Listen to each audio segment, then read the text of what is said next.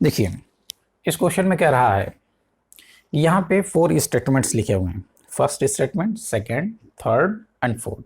ये कह रहा है कि ये चारों स्टेटमेंट इक्विवेलेंट है, यानी जो बात ये कहता है वही ये तीनों भी कहते हैं। ये चीज़ हमें प्रूव करना है। यहाँ पे कह रहा है कि A is the subset of B, तो A is the subset of B यानी a minus B is equal to 5 और a union b is equal to B होगा और a intersection b is equal to a होगा। ये कह रहा है कि चारों एक ही चीज़ है। तो अगर ये चारों स्टेटमेंट एक ही बात कहते हैं तो हम कह सकते हैं कि अगर हम फर्स्ट को मान लें कि ये फैक्ट है तो इससे ये तीनों स्टेटमेंट प्रूव किए जा सकते हैं। अगर ये फर्स्ट और सेकंड इक्विवेलेंट हैं तो फर्स्ट से सेकंड को हम प्रूव कर सकते हैं। अगर फर्स्ट और थर्ड इक्विवेलेंट हैं तो फर्स्ट से हम थर्ड को प्रूव कर सकते हैं। अगर फर्स्ट और फोर्थ इक्विवेलेंट हैं तो फर्स्ट से हम फोर्थ को प्रूव कर सकते हैं। अगर ये सभी प्रूव हो गया तो हम कह सकते हैं कि ये चारों स्टेटमेंट आपस में इक्विवेलेंट हैं, यानी एक जैसे हैं। ठीक है, तो हम सबसे पहले ये लेते हैं। हमने यहां पे मान लिया given A is the subset of B और हमें प्रूव करना है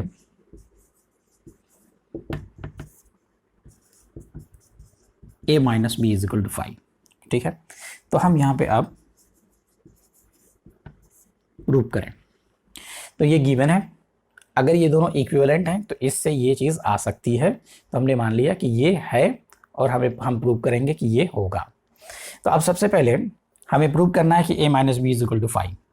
तो a minus B is equal to 5, तो हम यहाँ पर एक चीज़ आपको पहले बता दें। अगर a is equal to B है, अगर कोई भी दो सेट इक्वल है तो हमने बताया था कि इसको कैसे हम प्रूव करेंगे। हम प्रूव करेंगे कि a is a subset of b and b is subset of a। अगर a b का सबसेट है और b a का सबसेट है, यानी a के सभी एलिमेंट b में है और b के सभी एलिमेंट a में है, तो ये तभी पॉसिबल है जब a is equal to b होगा।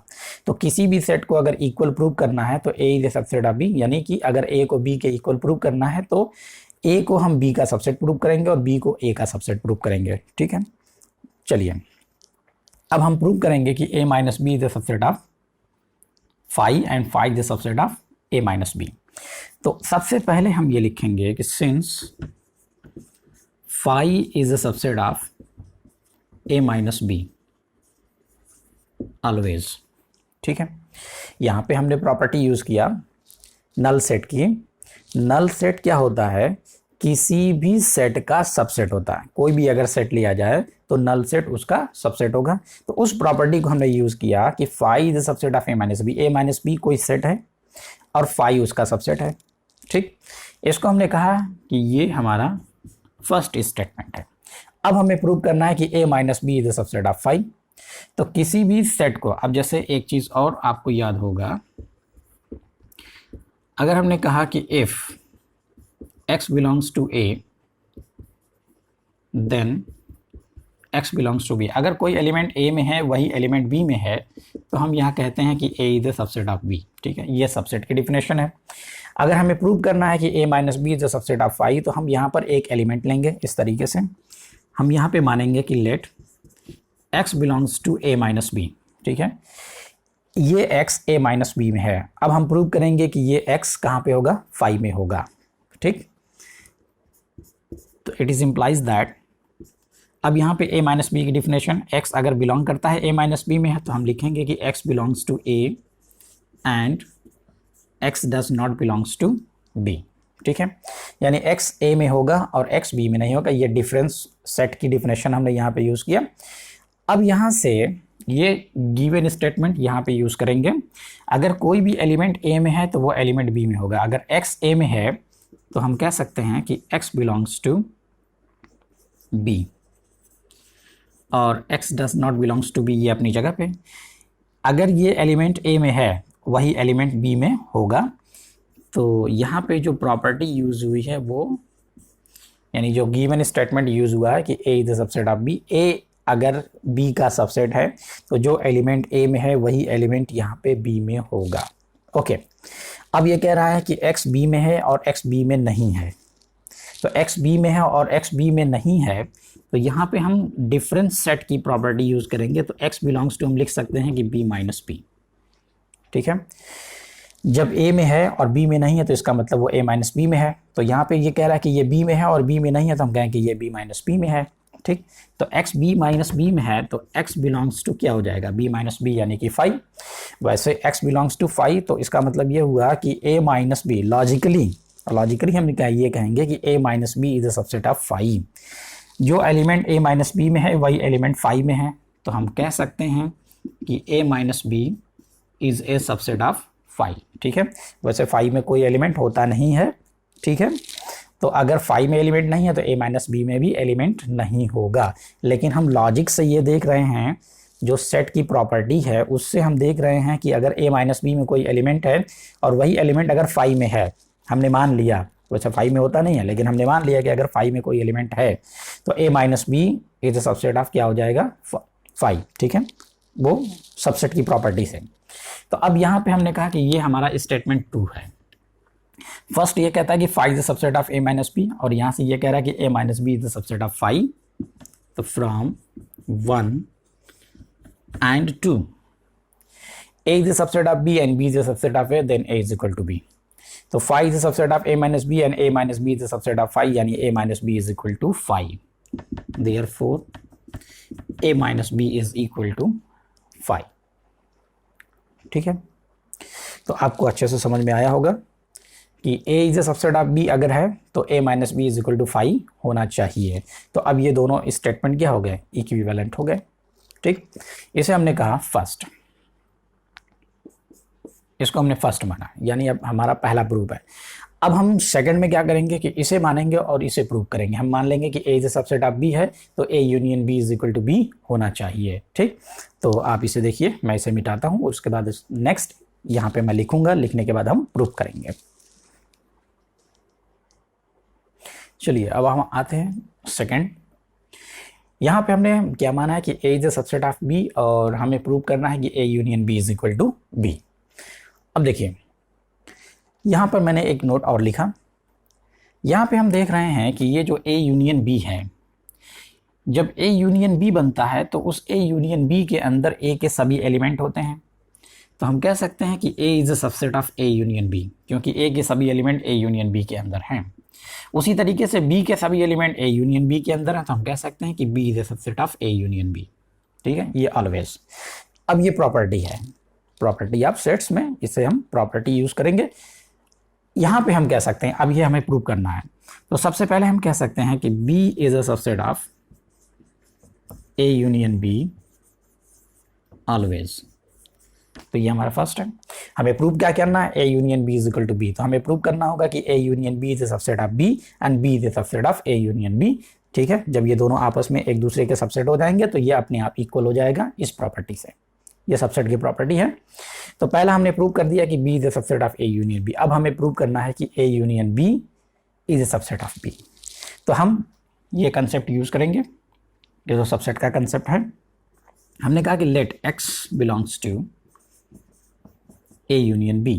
ठीक है, कोई एलिमेंट a यूनियन b में है, अगर हम ये दिखा दें कि यही एलिमेंट b में भी होगा तो a यूनियन b का सबसेट हो जाएगा। अब हमने यहाँ पे कहा यूनियन की प्रॉपर्टी हम यूज करें, यूनियन की डेफिनेशन यूज करें, x बिलोंग्स टू a और x बिलोंग्स टू b। ठीक है, और यहाँ पे और लगता है x बिलोंग्स टू a और x बिलोंग्स टू b। ठीक है, चलिए अब हम इसे यूज करेंगे। कोई भी एलिमेंट a में है तो वो एलिमेंट b में होगा। अगर वो एलिमेंट a में है तो ये एलिमेंट b में होगा।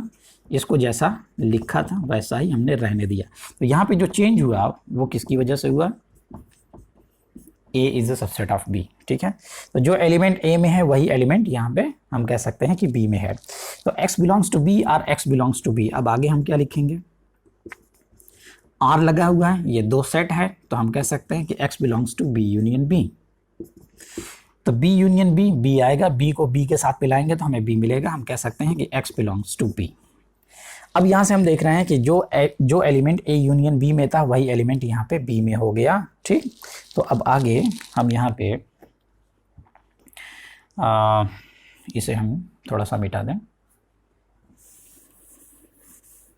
ठीक, तो हम यहाँ पे कह सकते हैं कि therefore a union b is the subset of b। A union B is a subset of B, ये हमारा सेकंड हो गया।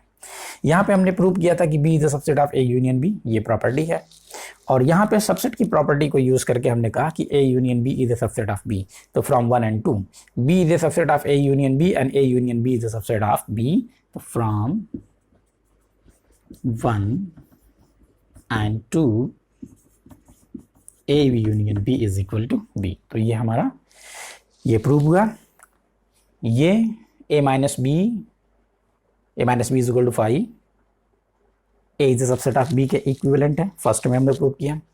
ए union B is equal to B, A is a subset of B के इक्विवेलेंट है। तो ये अगर इसका इक्विवेलेंट है, ये इसका इक्विवेलेंट है, तो इसका मतलब ये तीनों आपस में इक्विवेलेंट स्टेटमेंट हैं। ओके, अब हम इस पर आते हैं। तो इसी से हम इसको प्रूव करेंगे, ठीक है।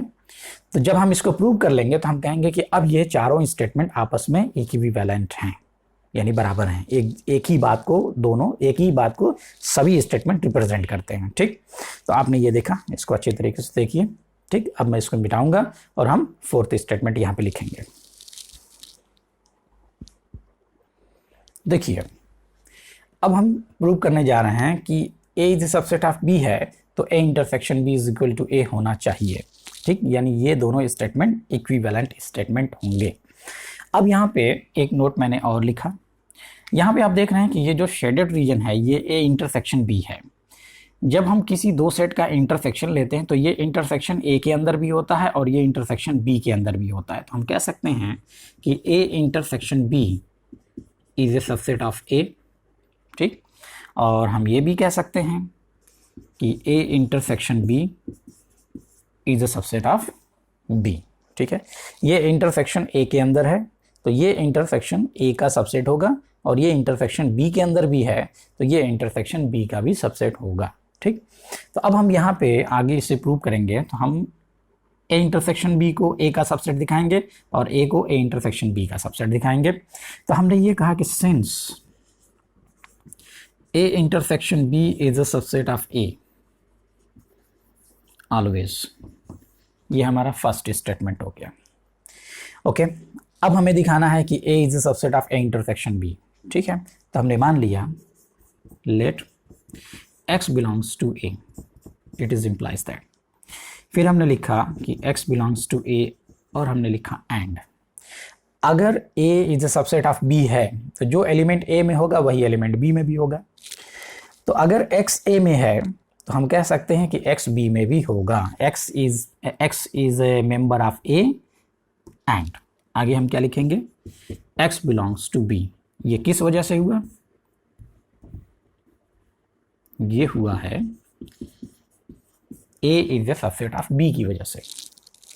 x बिलोंग्स टू a अगर है तो x बिलोंग्स टू b भी होगा। क्यों? क्योंकि a is a subset of b है। ओके, तो अब हम ये जानते हैं कि कोई एलिमेंट a में है और वही एलिमेंट b में है, तो इसका मतलब ये हुआ कि x belongs to a intersection b। जो एलिमेंट a में है वही एलिमेंट अगर b में भी है तो वो एलिमेंट कहाँ पे होगा, उसके इंटरसेक्शन में होगा। तो x belongs to a and x belongs to b, then x belongs to a intersection b। तो जो एलिमेंट a में था वही एलिमेंट इंटरसेक्शन में है, तो हम आगे यहाँ पे लिखेंगे therefore a is a subset of a intersection b। ये सेकेंड हो गया। a intersection b is a subset of a and a is a subset of a intersection b।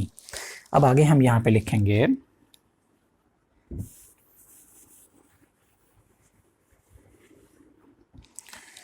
from 1 and